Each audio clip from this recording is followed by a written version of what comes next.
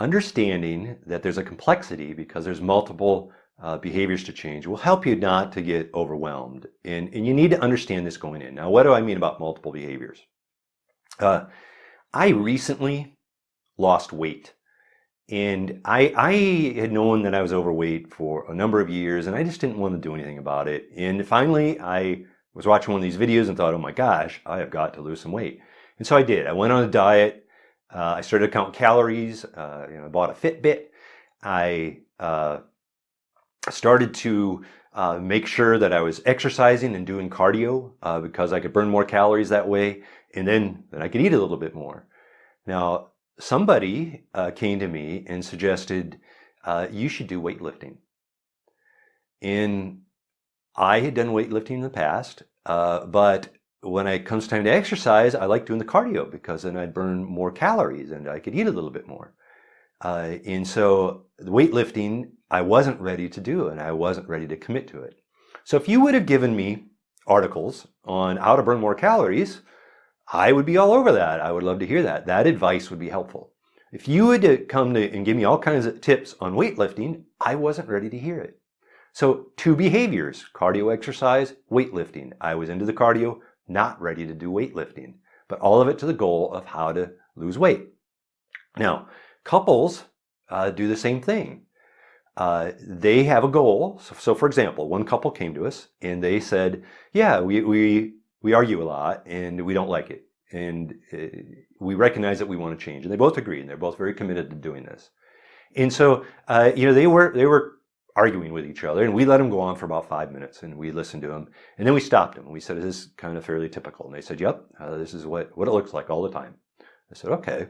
I said, well, here's my observation. Here's what I see you doing. I said, I said to her, or to him, you criticize her. And then I said to her, and then I saw you defending. And she said, I don't get defensive, which of course is defensive. But so we repeated back what she said. And she said, oh, well, that really is defensive, isn't it? See, she didn't recognize it. She's caught up in the moment, and she couldn't see their pattern until we pointed it out. And then she became aware of it, and she wanted to change. But she needed to understand the defensiveness. And then we needed to talk a little bit more about, okay, when she defends, what's the impact upon her? What's the impact upon the relationship? What's the impact on her husband, who would then become more critical when she would defend, and because he wanted to get his point across, and things would escalate. And so his criticism and her defensiveness pattern they were in was causing them to blow up. And once we helped them to see that impact, they were able just to slow it down a little bit. But this gets complex because there's multiple behaviors. Maybe there's one goal, but there's a lot of different things that they're going to have to come to a realization on. And it's more than 1 or 2. Oftentimes there's a number of them. And just recognize that that's it. Now they're going to be in different spots. So just because I wanted to do cardio doesn't mean I was ready to do weightlifting. And she might not have been ready to deal with her defensiveness. Now, in that case, she was, but people are at different parts of behavior at different times. And you've got to recognize that. And then when they're not ready to change something, recognize they're not ready to change and talk about the impact. And we'll talk more about that in another session. So mentors, once we started to understand that there were multiple behaviors and that people weren't ready to change all of them, it got a little easier because we thought that if they were there to see us, well, they were ready to change everything. And I've come to recognize that's not true. And when I recognize the truth of that, it's less overwhelming. So what do you do about it? Here's some suggestions. Be aware of their unawareness. It's okay. They're not going to be ready to see everything. And it might be painfully obvious to you, but it might not be obvious to them. And they might not be ready to deal with stuff.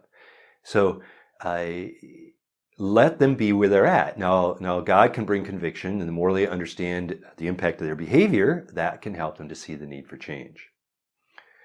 Slowly identify new areas. Again, this might be that God slowly needs to convict somebody of something, or they need to understand how harmful their actions are. But there might slowly be new areas. If you come up with a whole list of them all at once, that's going to be overwhelming, and they're not going to be able to deal with it. And lastly, just be patient. change takes time. And when you don't recognize what you're doing as being harmful, that sometimes takes a lot of work. And sometimes it'll take multiple arguments and then talking about, what's the impact and what happened, so that they can get to that point of knowing what can change. So again, be aware of their unawareness, slowly add new areas, and be patient throughout this process.